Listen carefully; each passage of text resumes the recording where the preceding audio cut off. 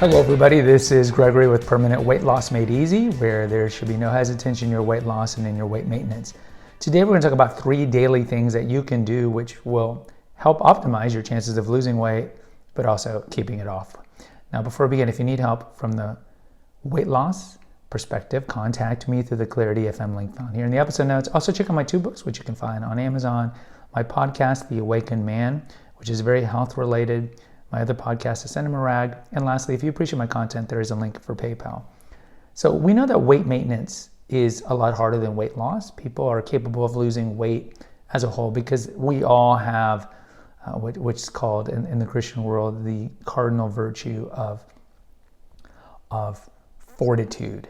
And we can press on and have temperance as well, which is like balancing the vices, the foods, and all these things. So humans are capable of throwing out maybe some of the bad things in their life for a little while. So in terms of like crash dining, like we can all, if we need to, stay away from milk or stay away from flour or stay away from whatever we think, sweets, sodas, whatever we think, for a little while. And so you will see people that will succeed in losing weight, 10, 15 pounds or whatever.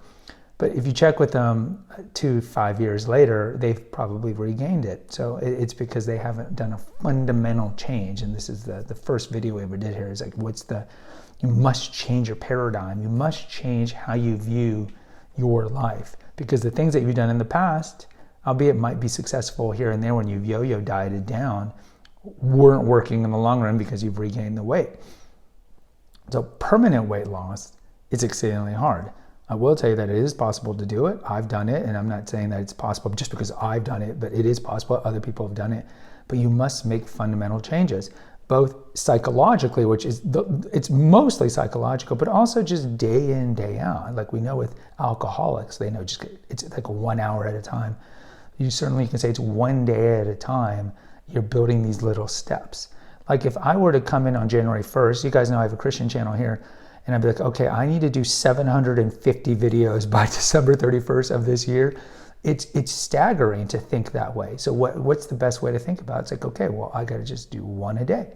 And it's the same thing. So you want to fundamentally change your paradigm of how you view food, how you view your diet, how you view your body and everything. So you have to do the deep work, like I talk about, because you have a disordered relationship with food, to no longer have that disordered relationship with food. So that's kind of like the macrocosmic thing that you need to be doing to help you in the long run have permanent weight loss. So disassociating emotion from eating, for example. So we eat like the dog, right? The dog's hungry, he eats, and then he stops eating when he's no longer hungry. But there's also things that we can do day in, day out. That 1 day at a time thing, because 1 day at a time leads to 1 week, and then 1 week leads to 1 month. 1 month leads to 12 months, and now you've kept your weight off for a year. So what are these things? Number 1, no particular order, and these are just very self-revelatory, very obvious ones.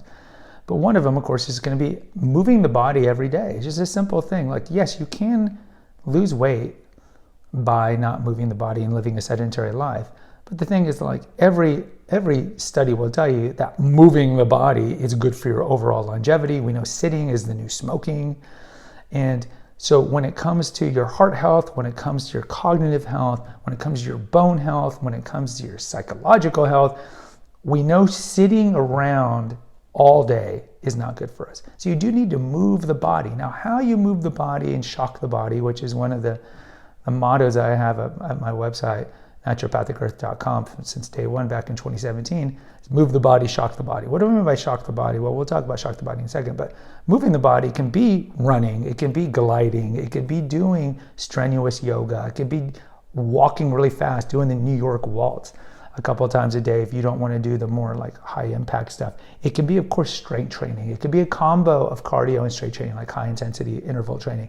It could be a wide variety of things that just get your body moving, get the blood pumping, all that vasodilation, all the ancillary benefits that come from pushing your body. You want to do that. So yeah, you don't need to move the body to lose weight, but certainly it helps because you're burning calories. Therefore, you can either eat more that day to balance out the calories that you burn, or you can just eat the same, and therefore you'll be at a caloric deficit for that day. And if you have enough caloric deficits for more days at a time, you'll eventually lose a pound or more than 1 pound. but just the overall benefits of it. If you want to live a long time, regardless if you're overweight or not, you're more likely to live a long time if you're moving the body. The other thing is fasting. I think fasting is not universally efficacious for all people. There are people that I know that fasting has not worked for them. I would say that as a whole, kind of like with keto, but I think keto is more specific. I think keto is much more hard. It's much more harder to use my poor Catholic school English.